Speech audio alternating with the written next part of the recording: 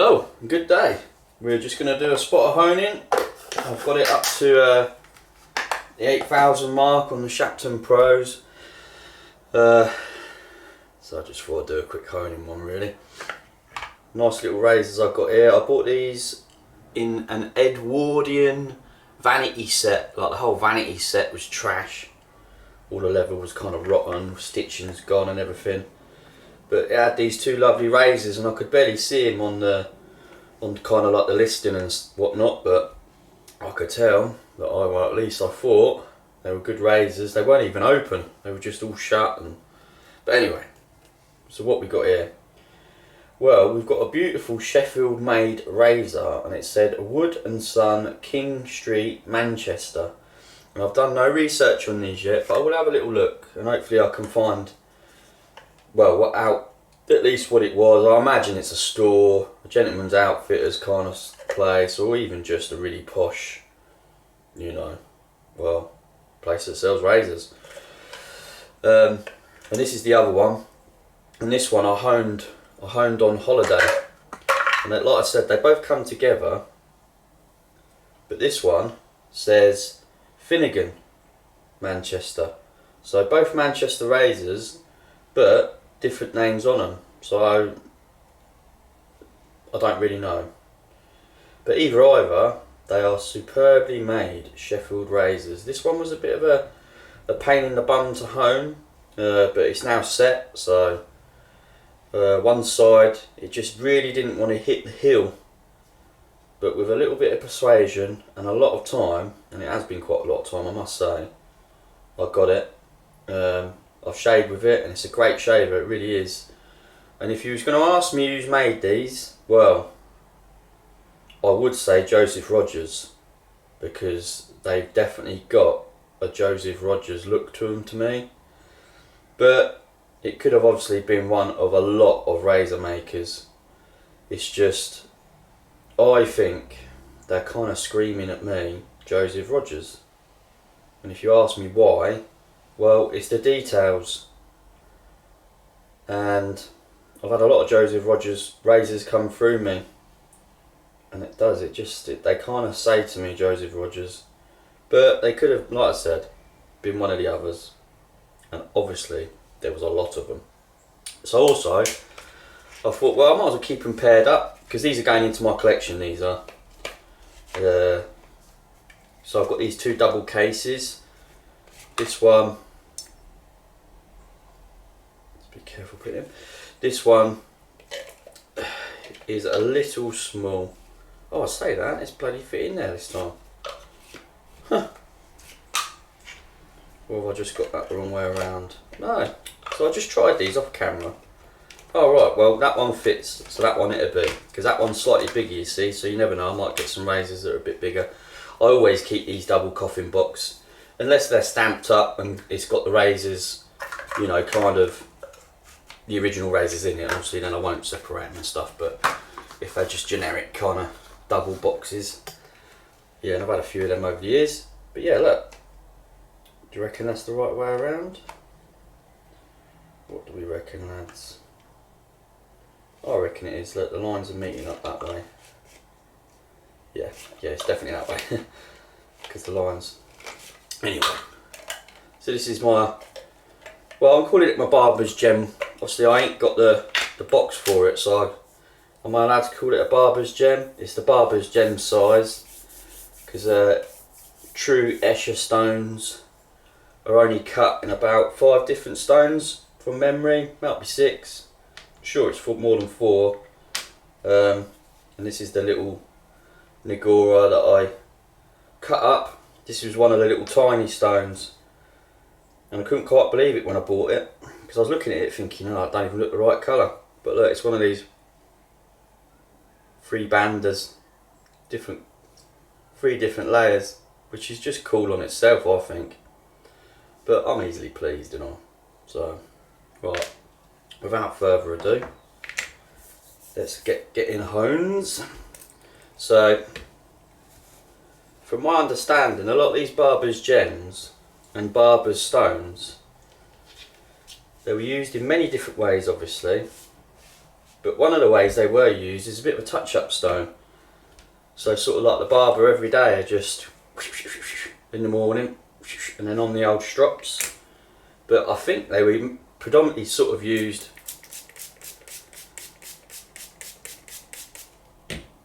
as a handheld stone, hence the size of them, because you've got the Barber's Delight and you've got the Barber's Gem. And the Barber's, let me try and get this right, I think the Barber's Gem is a little bit wider but a little bit shorter, and the Barber's Delight is a little bit less wide but a little bit longer. It's either that or it's the other way around. I should have jotted that down, but either it's the other way or not. Right, so I did hone this razor with some Captain tape, so I'm going to reapply that quickly.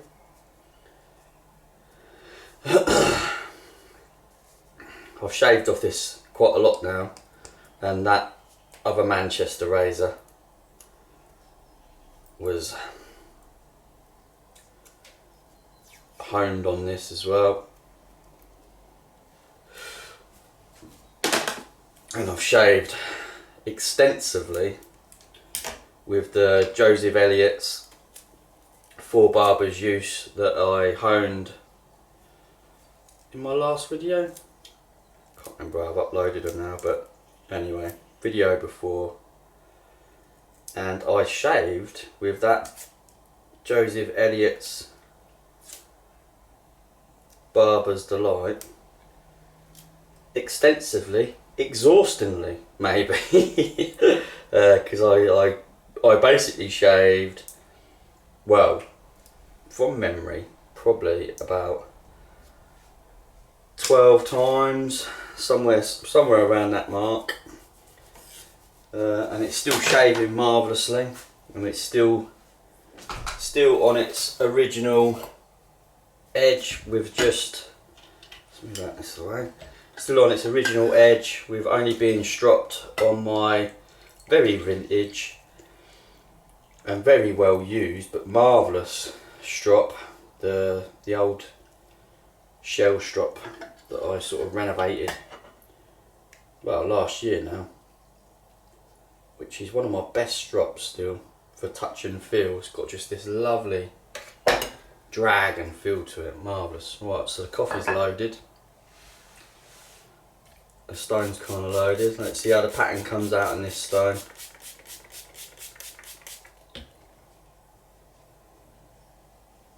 It's got like a bit of a sort of different layer, and if you look down the side of the stone, it's actually harder to tell down the side of the stone now because I've sealed it, but before I sealed it you could get it wet on the side and you could see that it kind of just come in sort of so much sort of there.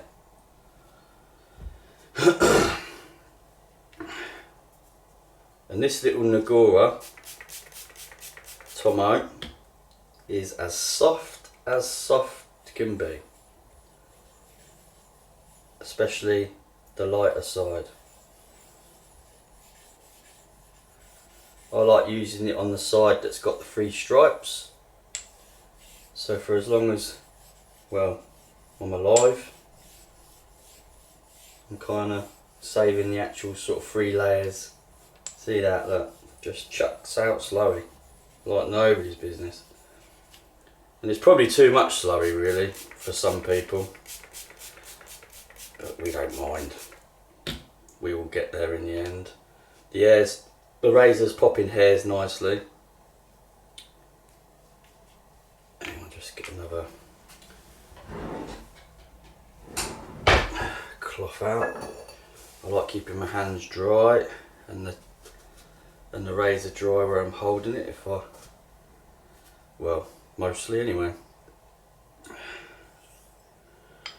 Make sure you got your fingers and your thumbs out the way, otherwise you will be losing part of them.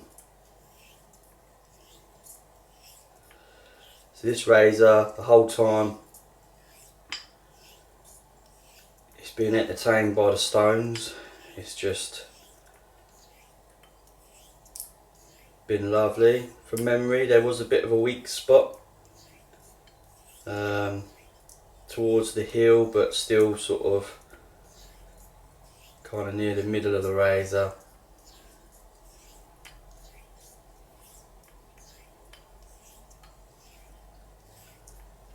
It's my first sort of proper Tordingen German home basically, that's a very usable style.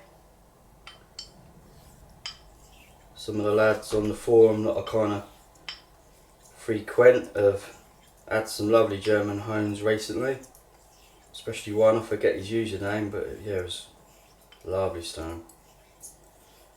But this is a nice stone.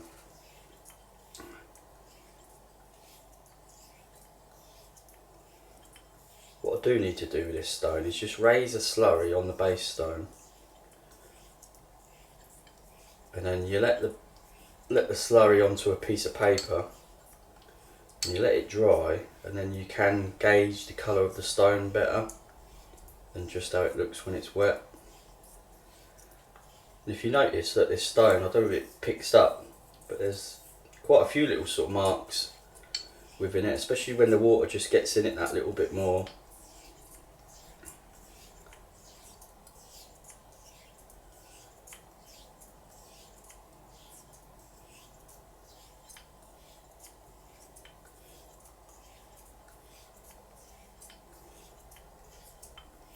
Oh, and I forgot to say, and I forgot to show you that I've got a new microscope. It's just another digital one, another Tom Love. So I thought I might as well stick with the same brand. They're not the most cheapest of Chinese digital scopes, but I quite like the last one I had. And it didn't cause me any problems or anything, and always seemed to work right and everything. So I thought, well, you know, let's give another one a go. And the reason I got another one, because I didn't really need one, is because my child has got interested in microscopes, as I did. I can remember kind of doing the same, and she was asking to borrow mine a lot, and I was kind of trying to say get it through to her that, you know, it's not a toy, it's one of my tools. But I don't think that was getting through to her, and she was turning it on and off, on and off, on and off, on and off, on and off. I was thinking, damn man, this is definitely going to shorten the life of it in some way. So I used it as an excuse to get a slightly better one, and this one's got 4K capabilities, slightly better sort of zoom and magnification and stuff. It's got some cool little features. It's just a bit better basically. It's got a much bigger screen as well, and a better screen I must say. The only problem with it is the base is bloody massive, but it's definitely a little bit better because I'm seeing the bevel a little bit clearer, I'd say. The striations and stuff, how things are marking the bevel.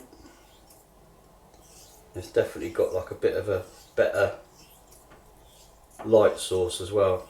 I'm still playing about with it though to get the best out of it, but we'll have a little look at this. Like I said, I took it up to an 8000.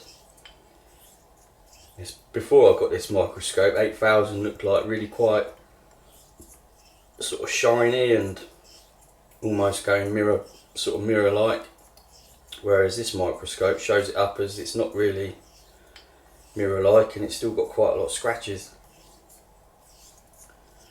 And then when you go to the 12,000, because I did that with a razor recently with it just to see, and that definitely goes more mirror like, but I can definitely see more scratches than I was seeing on the other microscope.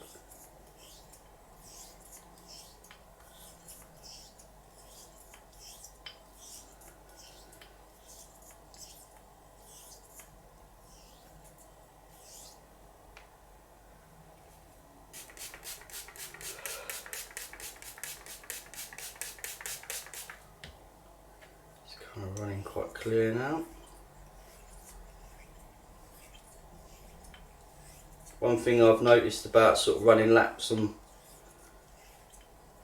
my tour, German, this, you know, Barbers gem, is it needs a bit more laps to what I'm used to on most of my J-nets.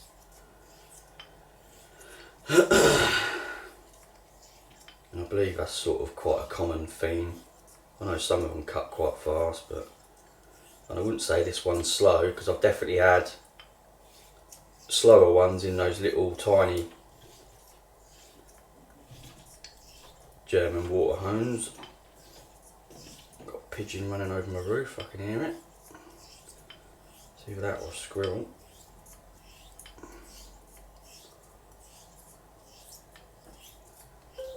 It's going to be a supreme shaver, I think, this one.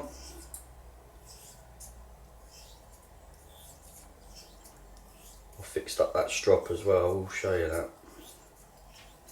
Because it turned out quite nice. I just had to, can't remember if I have showed you at all now. But anyway, I'll go and get it, it's only over there.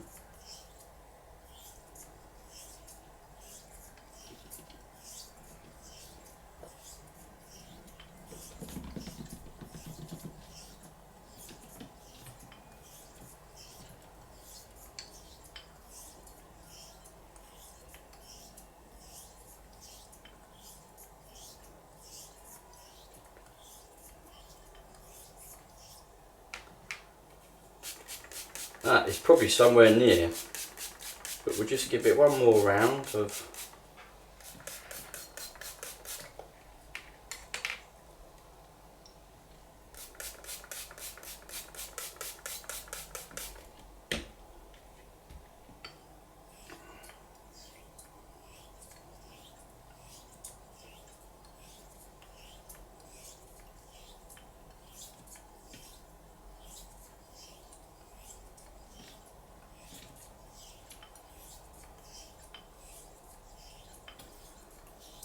see with that. I've got rats in the roof.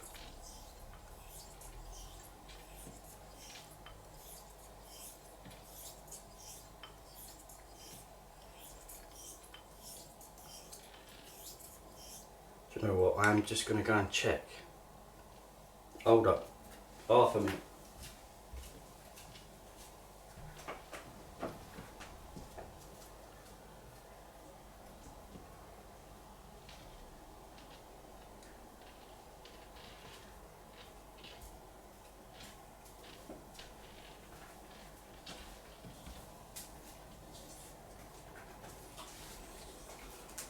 Well, there's no bird on the roof,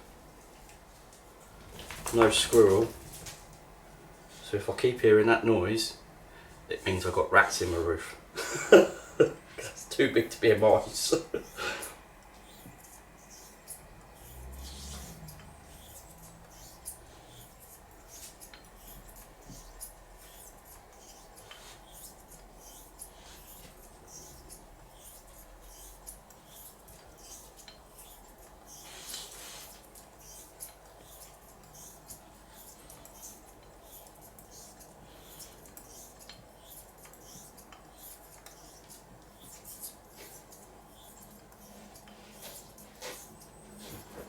If you hear a dog snorting around, it's my sister's.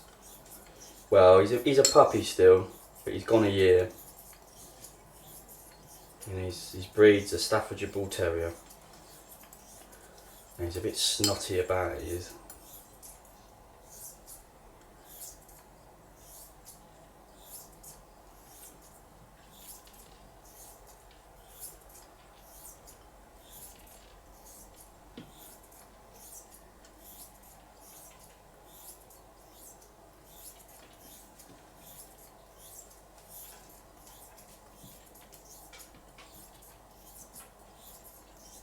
Right, let's go and strop that.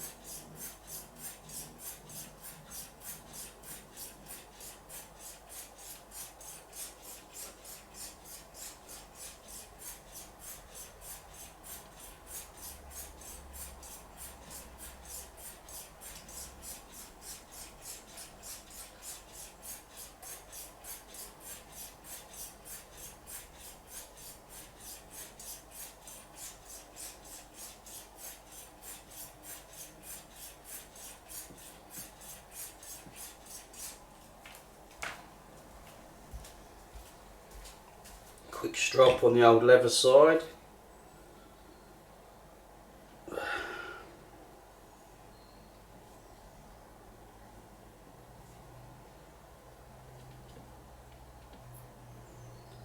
Yeah, the first one that is seemingly popping hairs more consistently, because there was a little spot just around here. It was a little bit off, like it was popping hairs, but it was just, yeah, the toes are a tiny bit off. But you know what, I'm not somebody that uses the toe extensively, so I always let it slide a little bit. But I've been kind of studying recently what I do use more, and I've noticed I've really started getting a bit heel heavy. It's one of my daughter's hairs, still popping it. Very fine hair she's got. Yeah, that was definitely in the problem spot. Yeah.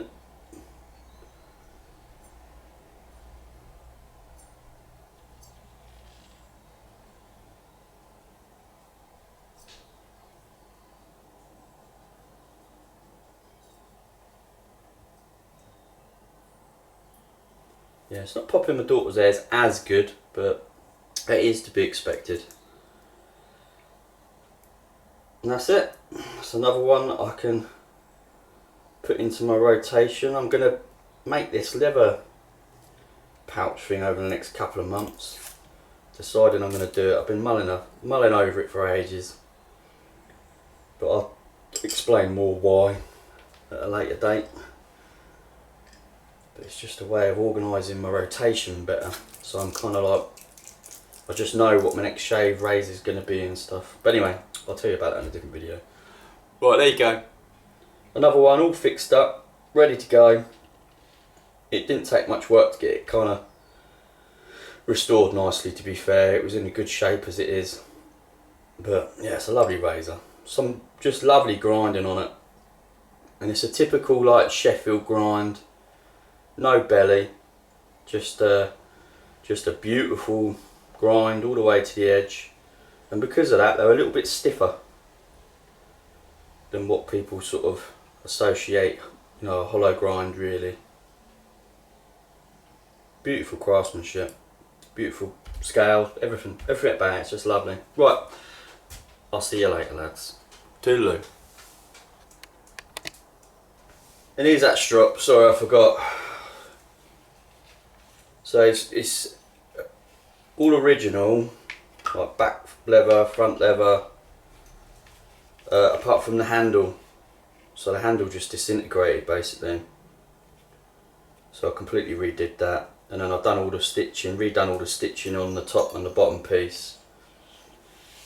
And it was impregnated with, well, carborundum,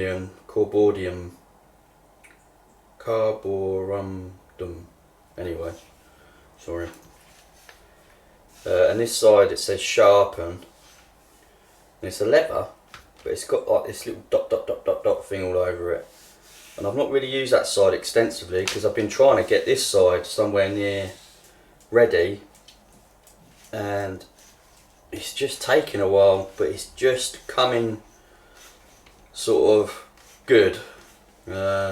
Whatever they put on it was like, when I'm running laps, it was like leaving quite a residue on like the underside of this, the bit that makes contact with the spine, almost like a gum. That's the only way I can really describe it, but it's just sort of coming off enough now. It's had a lot of work put into it, like a lot of rubbing, a lot of laps run with razors that got dulled edges to make sure I don't nick it while I'm just sort of turbo running laps on it.